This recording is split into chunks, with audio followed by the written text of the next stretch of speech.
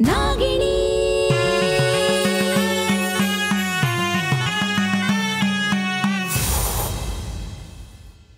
Story ಬೇಕು ಅಂತೀಯೋ ಉರ್ದು ಬಿಡು. ಯಾಕಂದ್ರೆ ಅಧರ್ಮದ ಬೆಂಕಿಯನ್ನು ನಂದಿಸೋದಕ್ಕೆ ಸ್ವತಃ ಈ ನಾಗರಾಜ ಈ ಭೂಮಿಗೆ ಬಂದಿದ್ದಾನೆ. ನಿನ್ನ ಎಲ್ಲಿಗೆ ಸೇರಿಸ್ಬೇಕೋ ಅಲ್ಲಿಗೆ ಸೇರಿಸ್ತೀನಿ.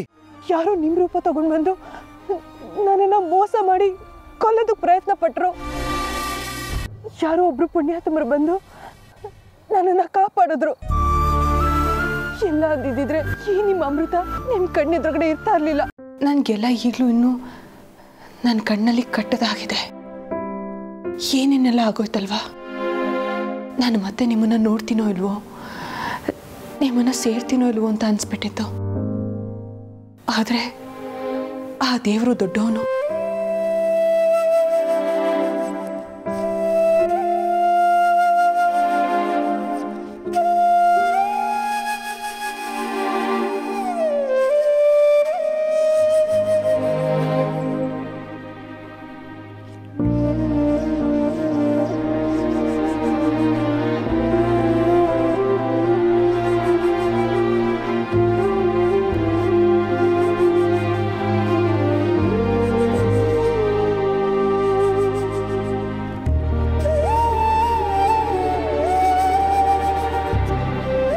ನಿಮಗೆ ಮಾತ್ರ ಅಲ್ಲ ಕಣ್ರಿ, ನನಗೂ ಹಾಗೆ ಅನ್ನಿಸ್ಬಿಟ್ಟಿತ್ತು. ಹೊರಗಡೆ ಹೋದಾಗ ಪಕ್ಕದಲ್ಲಿರೋದು ನೀವಲ್ಲ ಆ ನಾಗಿಣಿ ಅಂತ ಗೊತ್ತಾದಾಗ ಒಂದು ಕ್ಷಣ ಏನು ಮಾಡಬೇಕು ಅಂತಲೇ ಗೊತ್ತಾಗಲಿಲ್ಲ. ಒಂದು ಕಡೆ ಕೋಪ, ಇನ್ನೊಂದು ಕಡೆ ಅಸಹಾಯಕತೆ. ಆ ನಾಗಿಣಿಯಿಂದ ತುಂಬ ಅನುಭವಿಸ್ಬಿಟ್ಟೆ ಕಣ್ರಿ. ನೀವು ಅಂತ ಹೇಳಿಕೊಂಡು ನನ್ನನ್ನು ಅವಳು ಸ್ವಂತ ಮಾಡ್ಕೊಳ್ಳೋದಕ್ಕೆ ಪ್ರಯತ್ನ ಪಟ್ಲು. ನನಗೆ ಹತ್ರ ಆಗೋದಕ್ಕೆ ಎಷ್ಟೆಲ್ಲ ಆಟ ಕಟ್ಟಿದ್ಲು ಗೊತ್ತಾ. ನಾನು ನಿಮ್ಮೆಲ್ಟಿರೋ ಪ್ರೀತಿ ಎಂಥದ್ದು ಅನ್ನೋದು ತುಂಬಾ ಮುಖ್ಯ. ನಾನು ಯಾರಾದ್ರೂ ಆಗಿರ್ಲಿ, ಆದ್ರೆ ನಾನು ನಿಮ್ಮನ್ನ ತುಂಬಾ ಪ್ರೀತಿಸ್ತೀನಿ.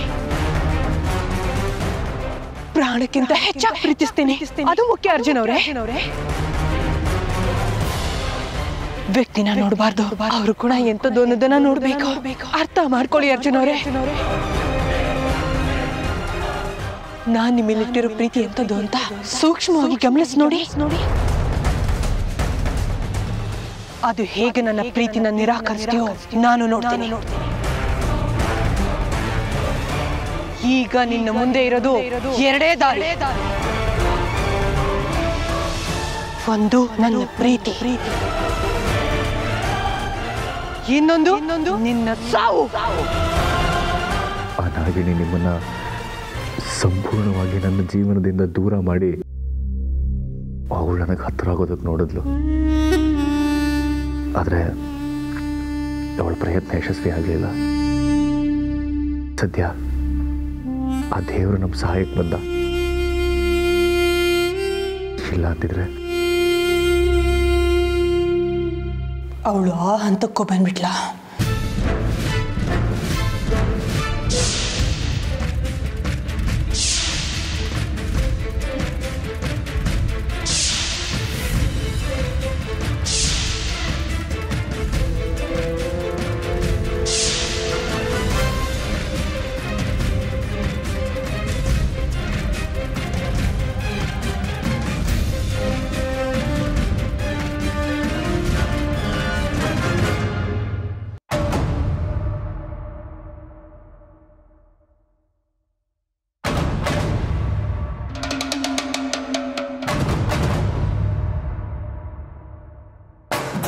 ಏನಾಗ್ತಿದೆ ಇಲ್ಲಿ? ನಾನು ಸೃಷ್ಟಿ ಮಾಡಿದ ಅರ್ಜುನ ಎಲ್ಲಿ ಹೋದ?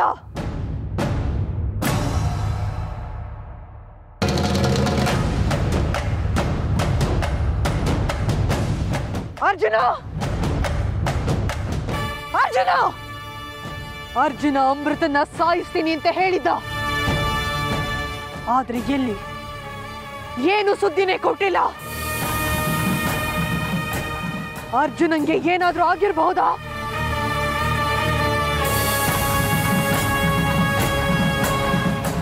ಇಲ್ಲ ಇಲ್ಲ,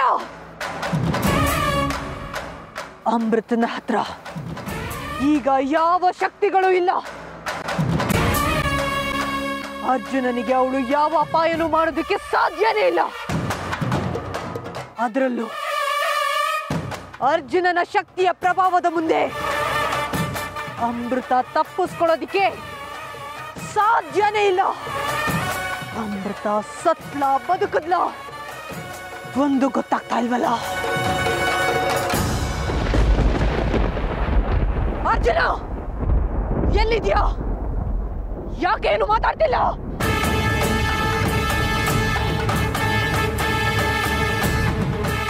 ಏನಾದ್ರೂ ಮಾತಾಡು.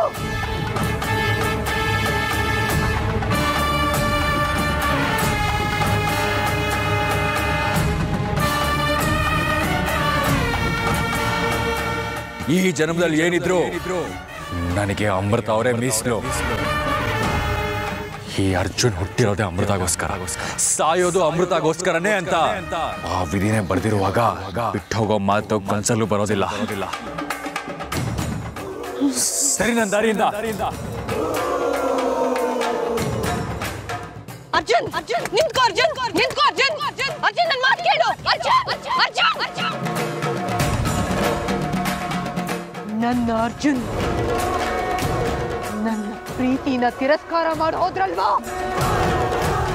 ಯಾಕೆ ಯಾಕೆ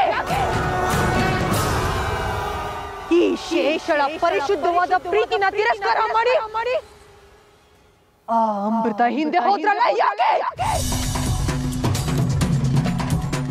ನನ್ನ ಪ್ರೀತಿಯಲ್ಲಿ ಏನ್ ಕೊರತೆ ಆಗಿತ್ತು? ಮಾತು ಮಾತಿಗೂ ಅಮೃತ ಅಮೃತ ಅಂತ ಕೊಂಡಾಡ್ತಿದ್ರೆ ನನ್ನ ರಕ್ತ ಕುದಿತಾಯ್ತು. ಅಂತದ್ದೇನಿತ್ತು ಅಮೃತ ಹತ್ರ? ನನ್ನ ಪ್ರೀತಿನ ತಿರಸ್ಕಾರ ಮಾಡೋದೇ ಅಲ್ವಾ? ನೋಡ್ತಾ ಇರು, ನಿನ್ನ ಜೊತೆ ಸಂಸಾರ ಮಾಡೋದು ಆ ಅಮೃತ ಅಲ್ಲ, ಈ ಶೇಷ.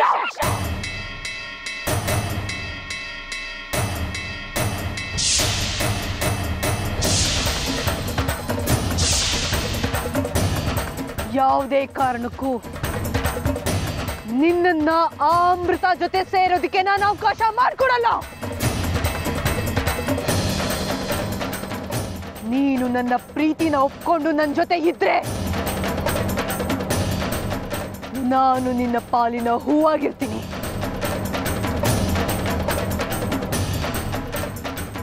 ನನಗ್ ಸೇರ್ಬೇಕಾಗಿರೋ ಪ್ರೀತಿನ ಆ ಅಮೃತ ಜೊತೆ ಹಂಚ್ಕೊಳ್ಳೋದಕ್ಕೆ ನಿಂತ್ರೆ ನಿನ್ನ ಪಾಲಿಗೆ, ನಿನ್ನ ಮನೆಯವರ ಪಾಲಿಗೆ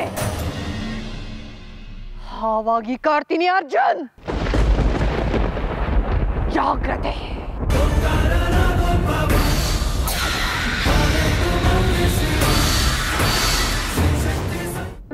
ಅಮೃತ ಅವರೇ, ನನ್ನ ಮಾತು ಕೇಳಿ ನಿಮ್ಮ ರಕ್ತ ಕುದೀತಾ ಇದೆ ಅಂತ ನನಗೆ ಗೊತ್ತು. ನಮ್ಮಿಬ್ಬರ ಮಧ್ಯೆ ಬೇರೆ ಯಾರೇ ಅಡ್ಗೋಡೆ ಆಗಿ ಬಂದರೂ ಅದನ್ನು ಸಹಿಸಕ್ಕಾಗದಿರೋಷ್ಟು ಕೋಪ ಬರುತ್ತೆ. ನಿಮ್ಮ ಕೋಪ ನನಗೆ ಅರ್ಥ ಆಗುತ್ತೆ, ಆದರೆ ಇದು ಕೋಪ ಮಾಡ್ಕೊಳ್ಳೋದೇ ಸಮಯ ಅಲ್ಲ. ಇವಾಗ ಇಬ್ಬರು ದಣದಿದ್ದೀವಿ. ನಿಮ್ಮ ಕಣ್ಗಳು ನೋಡಿ ಎಷ್ಟು ಸುಸ್ತಾಗಿವೆ ಅಂತ. ಮಲ್ಕೊಳ್ಳಿ.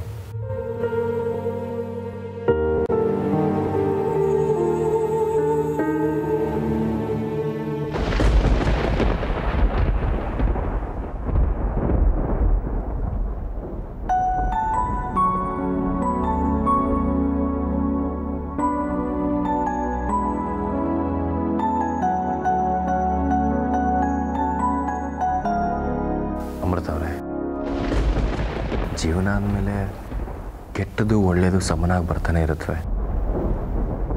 ಸದ್ಯಕ್ಕೆ ನಮ್ಮ ಪಾಲಿನ ಕೆಟ್ಟ ದಿನಗಳೆಲ್ಲ ಮುಗಿದೋಯ್ತು ಅಂದ್ಕೊಳ್ಳೋಣ. ಇಲ್ಲಿರೋದು ನೀವು, ನಾನು ಮತ್ತು ನಮ್ಮ ಪ್ರೀತಿ.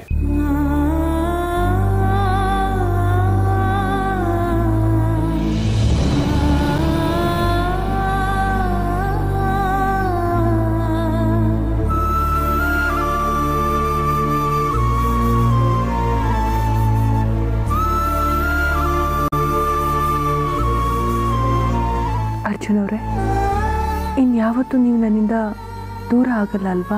ನಿಮ್ಮ ಹಣೆಯಲ್ಲಿ ನನ್ನ ಹೆಸರು, ನನ್ನ ಹಣೆಯಲ್ಲಿ ನಿಮ್ಮ ಹೆಸರು ಬರೆದಿರುವಾಗ ಆ ಹಾವಲ್ಲ ಬ್ರಹ್ಮನೇ ಬಂದರೂ ನಮ್ಮಿಬ್ಬರನ್ನ ದೂರ ಮಾಡೋದಕ್ಕಾಗಲ್ಲ. ಸದಾ ನಿಮ್ಮ ಬೆನ್ಗಾವಲಾಗಿ ನಾನಿರ್ತೀನಿ.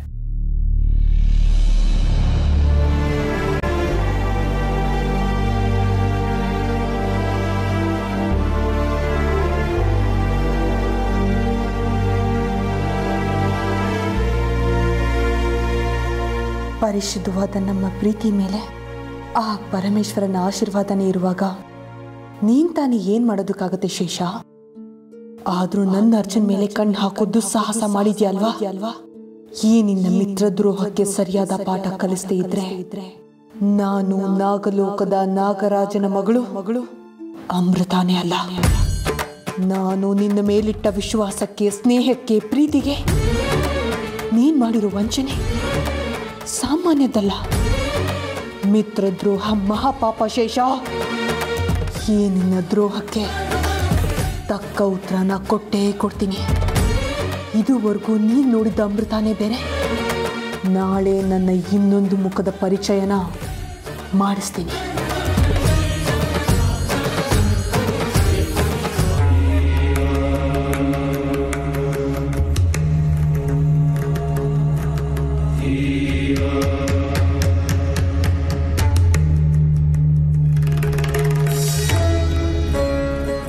ಇವತ್ತಿನಿಂದ ನನ್ನ ಜೀವನದ ಹೊಸ ಸವಾಲುಗಳನ್ನು ಎದುರಿಸೋದಕ್ಕೆ ಸಿದ್ಧ ಆಗಿದೆ ಭಗವಂತ. ಇಷ್ಟು ದಿನ ನನ್ನ ಆಪ್ತರು ಅಂತ ಅನ್ನಿಸ್ಕೊಂಡವರು ನನಗೆ ಮಾಡಿದ ವಂಚನೆಯ ವಿರುದ್ಧ, ನನ್ನ ನಂಬಿಕೆಗೆ ದ್ರೋಹ ಬಗೆದವರ ವಿರುದ್ಧ ಪ್ರತೀಕಾರ ತೀರಿಸ್ಕೊಳ್ಳೋ ಗಳಿಗೆ ಇವತ್ತಿನಿಂದ ಶುರುವಾಗ್ತಾ ಇದೆ. ನನಗಾಗಿರೋ ಮೋಸಕ್ಕೆ ನಾನು ಉತ್ತರ ನೀಡಬೇಕಾಗಿದೆ ತಂದೆ. ಪ್ರಾಣ ಸ್ನೇಹಿತೆಯಾದ ನನ್ನ ವಿರುದ್ಧನೇ ಕತ್ತಿ ಮಸಿಯೋಕ್ ನಿಂತಹ ಶೇಷಳ ಅಹಂಕಾರಕ್ಕೆ ಸರಿಯಾದ ಬುದ್ಧಿ ಕಲಿಸದೆ ಹೋದ್ರೆ ನಾನು ಅಮೃತಾನೇ ಅಲ್ಲ. ಇಲ್ಲಿವರೆಗಿನ ಎಲ್ಲ ಸೋಲುಗಳನ್ನು ಸೋಲ್ಸೋದಿಕ್ಕೆ ಹೊಸ ಹುರುಪಿನಿಂದ ಹೆಜ್ಜೆ ಇಡ್ತಾ ಇದ್ದೀನಿ ಭಗವಂತ. ನನಗೆ ಮೊದಲಿನ ಅಮೃತ ಆಗೋದಿಕ್ಕೆ ಶಕ್ತಿ ಕೊಡು. ನಿನ್ನ ಅನುಗ್ರಹ ನನ್ನ ಮೇಲಿರಲಿ ಭಗವಂತ.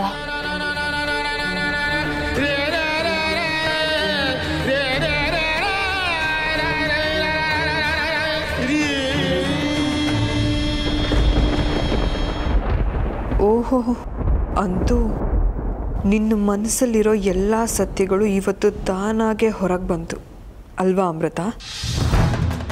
ದೇವರ ಹತ್ರ ಮಾತಾಡ್ಕೋತಿದ್ಯಾ? ಮಾತಾಡು. ಇಷ್ಟು ದಿನ ನಾನು ನಿನ್ನ ಮೇಲ್ಪಟ್ಟ ಅನುಮಾನಗಳಿಗೆ ಇವತ್ತು ಸಾರ್ಥಕತೆ ಸಿಕ್ತು. ಇವತ್ತಿನ ದಿನ ನಿನ್ನ ಪಾಲಿಗೆ ಅದು ಎಂಥ ದಿನ ಆಗುತ್ತೆ ಅನ್ನೋದನ್ನು ನಾನು ನೋಡ್ತೀನಿ.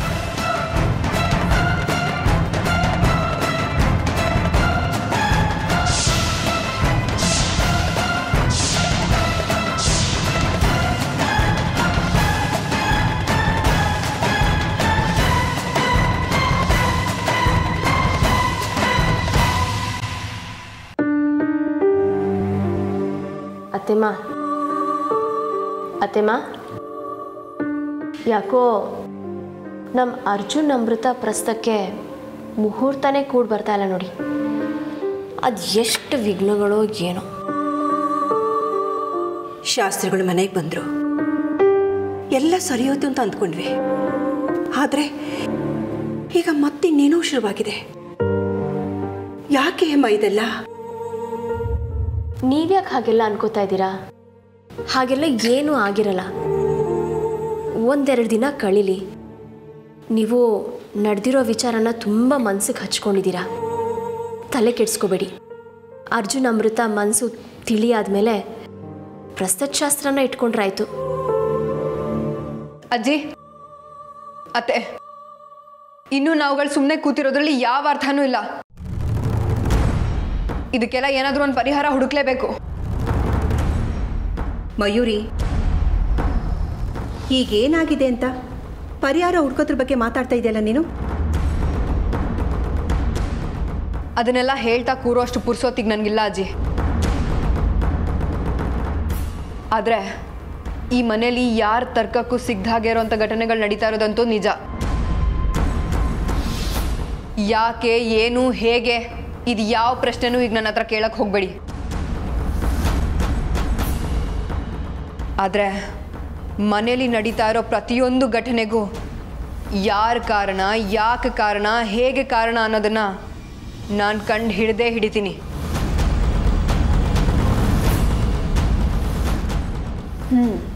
ನೀವೆಲ್ಲ ಯಾರ ಮೇಲೆ ಇಷ್ಟು ನಂಬಿಕೆ ಇಟ್ಕೊಂಡಿದ್ದೀರೋ ಆ ನಂಬಿಕೆನ ನಾನು ಬುಡಮೇಲೆ ಮಾಡಲಿಲ್ಲ ಅಂದರೆ ನನ್ನ ಹೆಸರು ಬದಲಾಯಿಸ್ಕೋತೀನಿ. ಮಯೂರಿ, ಯಾಕೆ ಹೀಗೆ ಒಟ್ಟೊಟ್ಟಾಗಿ ಮಾತಾಡಿ ನಮ್ಮಿಬ್ಬರ ಆತಂಕನ ಜಾಸ್ತಿ ಮಾಡ್ತಾ ಇದೀಯ ನೀನು? ನೀನೀಗ ಯಾರ ಮೇಲಿನ ನಂಬಿಕೆ ಬಗ್ಗೆ ಮಾತಾಡ್ತಾ ಇದೀಯ ಹೇಳು? ಮಾತಾಡಿ, ನಿನ್ನನ್ನು ಕೇಳ್ತಾ ಇರೋದು. ಯಾರ ಮೇಲಿಟ್ಟಿರೋ ನಂಬಿಕೆ ಬಗ್ಗೆ ಮಾತಾಡ್ತಾ ಇದೀಯ ನೀನು? ಹೇಳಿದ್ನಲ್ಲ ಅಜ್ಜಿ, ನನ್ನನೀಗೇನು ಪ್ರಶ್ನೆ ಮಾಡಬೇಡಿ ಅಂತ. ಸುಮ್ಮನೆ ನೋಡ್ತಾ ಹೋಗಿ, ಎಲ್ಲ ನಿಮ್ಗಳಿಗೆ ಅರ್ಥ ಆಗತ್ತೆ.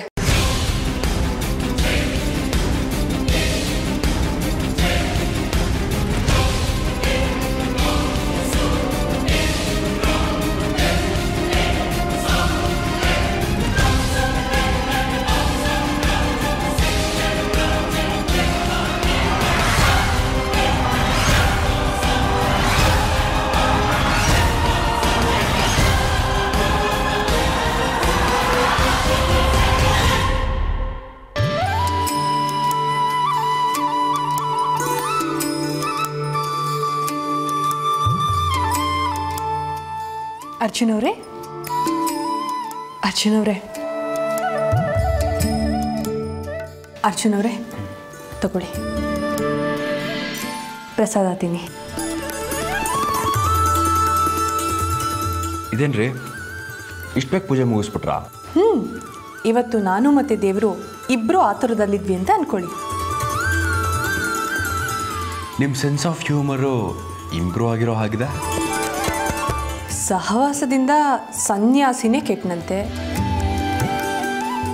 ಇನ್ನು ನಾನು ಯಾವ ಲೆಕ್ಕ?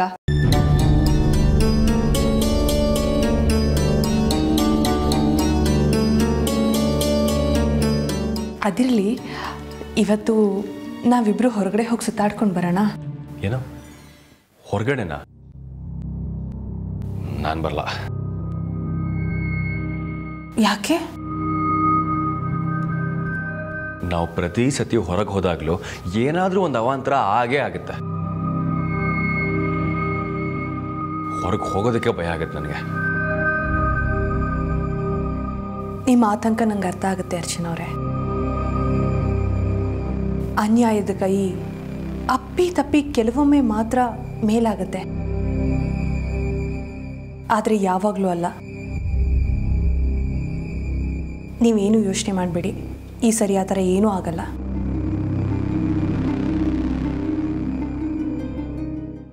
ಆದರೂ ನೆನ್ಸ್ಕೊಂಡ್ರೆ ಒಂಥರ ಭಯ ಆಗುತ್ತೆ ಕಣ್ರೆ. ಅವಳು ಯಾರು, ನೀವು ಯಾರು ಒಂದು ಅರ್ಥನೇ ಆಗೋದಿಲ್ಲ. ಅವಳು ಅಂತ ಅಂದ್ಕೊಂಡ್ರೆ ನೀವಿರ್ತೀರ, ನೀವು ಅಂತ ಅಂದ್ಕೊಂಡ್ರೆ ಅವಳು ಇರ್ತಾಳೆ. ಯಾವುದಾದ್ರು ಒಂಥರ ಈ ರಾಣಿ ಮಹಾರಾಣಿ ಸಿನಿಮಾ ಮಹಾಲಕ್ಷ್ಮಿ ಥರ. ಅವಳು ಅಂದರೆ ಯಾರು? ಹಾಗಾದರೆ ಮನೆಯವ್ರಿಗೆ ಯಾರಿಗೂ ಗೊತ್ತಿಲ್ಲದೆ ಇರೋ ರಹಸ್ಯ ಇವರಿಬ್ಬರಿಗೂ ಗೊತ್ತಿದೆ ಅಂತ ಆಯಿತು. ಅದಕ್ಕೆ ಈ ರೀತಿ ಮಾತಾಡ್ಕೋತಿದ್ದಾರೆ ಅನ್ಸುತ್ತೆ. ಇನ್ನೂ ಏನೇನು ರಹಸ್ಯಗಳಿದೆಯೋ ಇವರಿಬ್ಬರ ಮಧ್ಯೆ, ಕೇಳಿಸ್ಕೊಳ್ಳೋಣ. ಹೇಳಿದ್ನಲ್ಲ, ಇನ್ಯಾವತ್ತೂ ಆ ರೀತಿ ಆಗಲ್ಲ. ಈ ಅರ್ಜುನ್ ಪಕ್ಕ ಇರೋದು ಯಾವತ್ತಿಗೂ ಈ ಅಮೃತಾನೇ.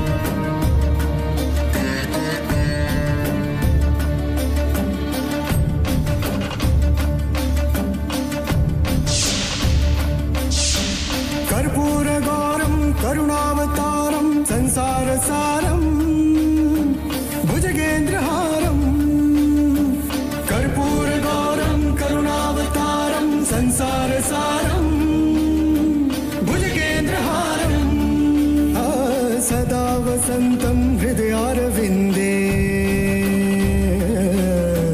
सदा वसन्तं हृदय